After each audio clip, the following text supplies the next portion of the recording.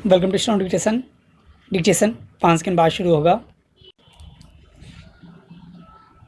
Ready start. बीते 7 सालों में करीब 4.5 करोड़ फर्जी राशन कार्डों की पहचान किया जाना सार्वजनिक वितरण प्रणाली में व्याप्त भ्रष्टाचार की कहानी ही बयान करता है।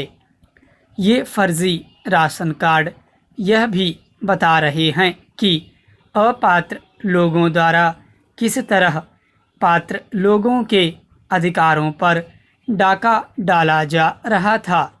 इतनी बड़ी संख्या में फर्जी राशन कार्डों की पहचान तकनीक के इस्तेमाल और विशेषकर उन्हें आधार कार्ड से जोड़े जाने की प्रक्रिया से ही संभव हुई। इसकी अनदेखी नहीं की जा सकती कि इस प्रक्रिया को अपनाए जाने का कैसा विरोध किया गया था।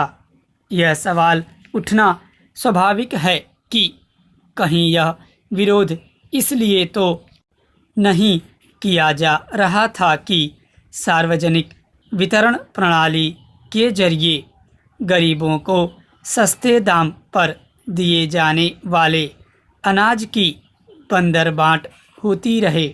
सच्चाई जो भी हो, यह एक तथ्य है कि कई राज्य सरकारों ने राशन कार्डों को आधार से जोड़े जाने की प्रक्रिया को गति देने में सहायक बनने के बजाय इस पर जोर दिया जाए कि ऐसा करने से बचा जाए।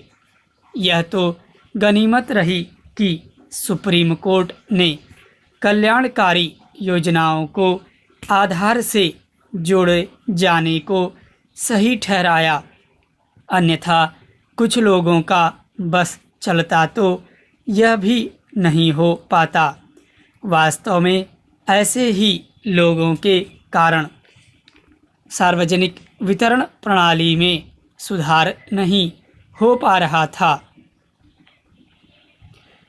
यदि मोदी सरकार ने सार्वजनिक वितरण प्रणाली में सुधार के लिए प्रतिबद्धता नहीं दिखाई होती तो शायद वह आज भी तमाम खामियों और भ्रष्टाचार से ग्रस्त होती।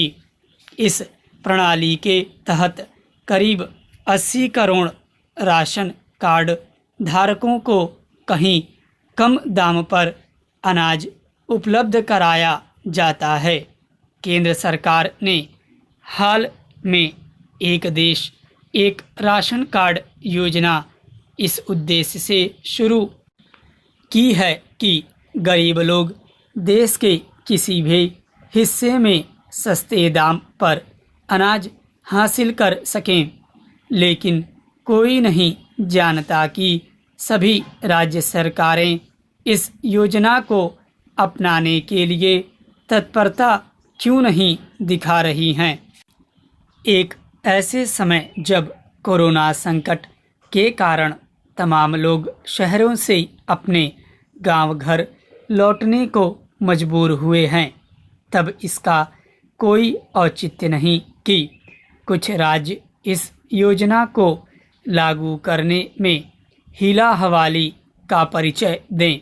समझना कठिन है कि गरीबों के हितों की चिंता में दुबले होते रहने वाले राजनीतिक दल यह सुनिश्चित करना जरूरी क्यों नहीं समझ रहे कि जन कल्याण की एक जरूरी योजना पूरे देश में जल्द से जल्द लागू हो।